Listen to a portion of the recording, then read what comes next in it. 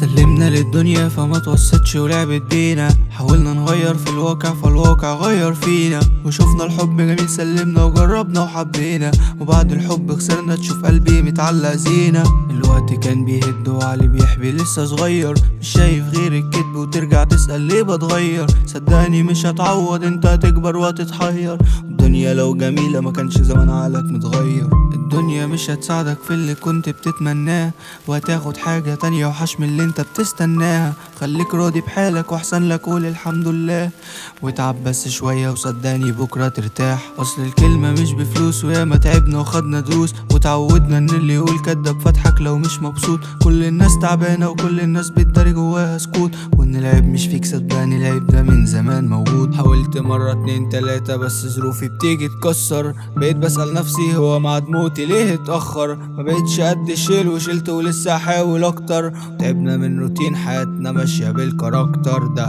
بقينا بنتعب مش قادرين نتحرك، شغالين بالزق ولسه كل حاجة بتحصل وحشة ومش هرضى بكده. عارفين الحاجة تتعبنا وبنعاند برضه هنعملها، ومش هدع الفرصة الحلوة اللي انا ضيعت منها كتير. مستني مني ايه وانا وسط ناس كرهالي الخير، ما تشوفش فيك وحش فتشوف الحلو الغل يزيد. هتشوفني بنجح تزعل تتضايق وتقول اكيد مش فين الحقد زاد، حسيته ابديت جديد نازل في البني ادمين، وانا مبسوط لوحدي ومش هقبل بحد تاني.